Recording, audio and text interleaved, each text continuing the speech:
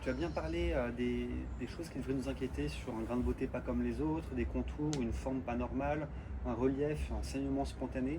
Est-ce qu'il y a autre chose qui doit nous inquiéter sur un grain de beauté ou sur une anomalie, une lésion de la peau, et qui nous ferait consulter un dermatologue? Alors là, on a parlé de grains de beauté qui se transforment, mais comme je vous l'ai dit tout à l'heure, plus de 70% des mélanomes apparaissent en dehors de lésions préexistantes, de névus, de grains de beauté préexistants. Si vous avez, donc quand on est, on n'a pas de grains de beauté. Quand on meurt, si on meurt, C'est vrai ça? Il n'y a pas les grains de beauté gens oui, c'est congénitaux? vrai. Alors, il y a des grains de beauté congénitaux, mais Ouais, c'est l'exception. ouais. La plupart des enfants naissent sans grains de beauté.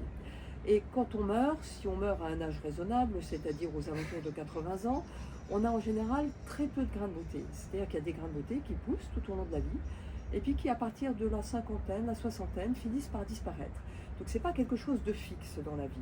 Mais quand on a un grain de beauté, il y a une petite tache qui pousse, et puis qui se stabilise. Si d'emblée vous avez une petite tache qui présente des contours irréguliers, une couleur inhomogène, c'est-à-dire plusieurs couleurs, qui présente des saignements spontanés, là, ça doit vous inquiéter et vous devez le montrer à votre médecin.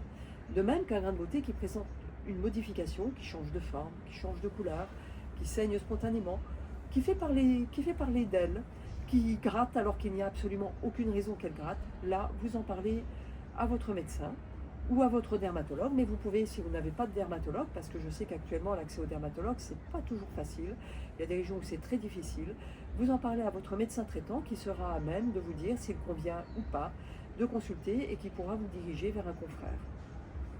Ok, merci, c'est très complet comme réponse. On a fait presque le tour. J'ai quand même quelques petites questions parce que pour savoir exactement de quoi on parle du mélanome, clairement ça fait peur, c'est pas bien, c'est une tumeur maligne. Mais bon, donc c'est un cancer qui vient de cellules qui sont les mélanocytes.